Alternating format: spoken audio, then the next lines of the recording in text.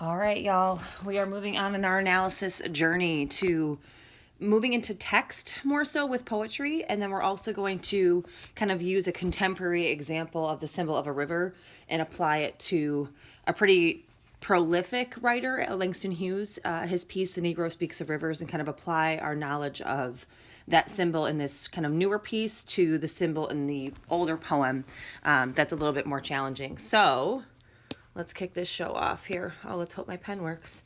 We're going to be looking at the lyrics of Leon Bridges' River, which I know that you've already looked at the video, and you've been asked to consider what his visual images in the music video, as well as some of the musical choices, might lead you to understand about that piece. What we have here in front of you now is the lyrics. So I'm going to do this in real time for you and kind of go through what things we would do if we were in class, what things I would point out to you. I'm going to read it as well. Been traveling these wide roads for so long. My heart's been far from you, 10,000 miles gone. Oh, I want to come near and give you every part of me, but there's blood on my hands. So that stands out to me right away. Why is there blood on his hands? What is going on there that he's been, here's some of my initial thinking here. He's guilty of something. He's responsible for some sort of poor choice. Or perhaps something happened to him. We don't really know. He's responsible for something. He goes on to say here, my lips are not clean, which is again another reference to him have some sort of guilt, but it gives us more detail. So now we can think about in terms of did he say something? Did he, well, this is not cooperating for me. Did he say something that he shouldn't have? Was he spreading some information that he shouldn't have? Etc. Okay, let's keep going. In my darkness, I remember Mama's words reoccur to me, surrender to the good Lord, and he'll wipe your slate clean.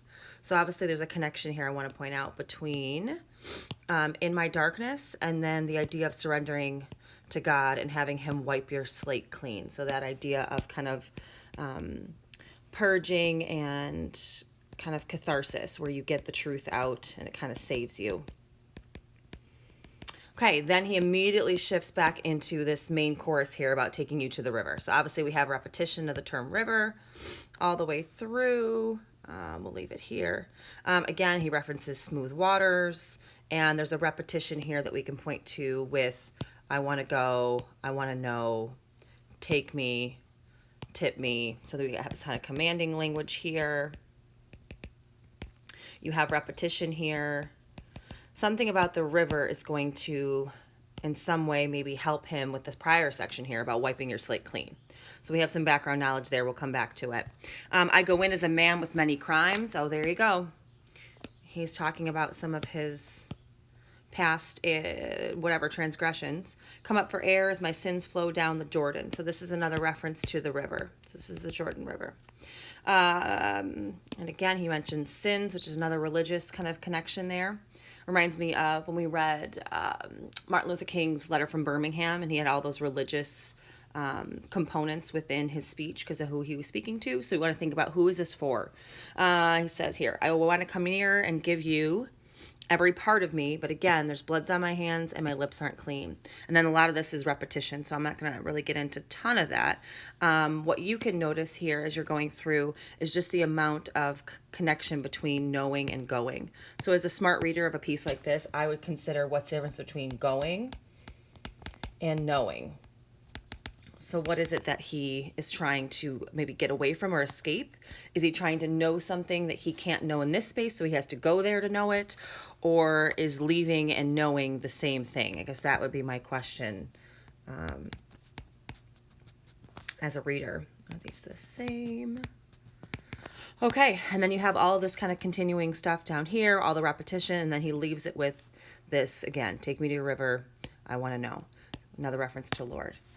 All right, so I'm going to share this with you so that you guys can ultimately go back and look at this. But let's jump to the analysis chart so that you can see how some of these notes and details might end up in the chart that you're going to be using to complete your analysis of both the video text, so your details will be different, and then ultimately the Langston Hughes poem, which will be kind of a nice segue with this idea of a river.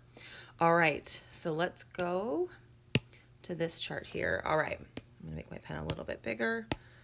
All right, so we have Leon Bridges as our artist. We have River is the piece. And then I'm going to go through here and put up the details. There are obviously a ton if you look back at our analysis, but I'm going to pick the big three. So I'm going to pick, let's see, this idea of purging and catharsis right here, because I love that. And then this idea, the repetition of blood on my hands and my lips aren't clean. So something about these two. I'm going to use that detail. And then I'm going to use the going and knowing, because that comes up a lot too. So that's it. Those are my three details. If I wanted to, I'm going to connect actually the idea of the Lord and the river, and we're going to tie that into this detail as well. So those are my big three details, and I'm going to share to the next page and see if I can't make some meaning. All right, so we have the whole know and go. We have the symbol of the river and some sort of like cleansing or purging of some sort of sins. You can add here some religious undertones, etc. And then the other detail, what did we say? Know and go, river and cleansing of sins. See, now I have to go back and look. Oh, blood on my hands and my lips aren't clean. So something that he did. So blood on hands and lips unclean. Notice that there were a ton of details on the actual analysis of the song, but I went with the ones that I thought were either important, like the symbol of the river, given that that's the title of the piece, or things that repeated enough for us to really take attention and kind of ask ourselves what we think it means. So I am going to fill out two of these. I'm going to ask you guys to fill out the third based on what details I have here. And then we'll tackle one part of this, and I want you guys to fill in the rest as practice. So the know and the go, the details suggest that there's some sort of knowledge beyond the space that he's in. Again, this is my guess based on the information that we have. And I think the video also kind of clears some of that up. I'm going to also give you the river one. I'm going to have you do the third. So what does it suggest? It suggests the need, in my opinion here, for some sort of cleansing of his soul, or some sort of sin, I'm going to put that in quotes here, that he needs to escape or work through, something like that.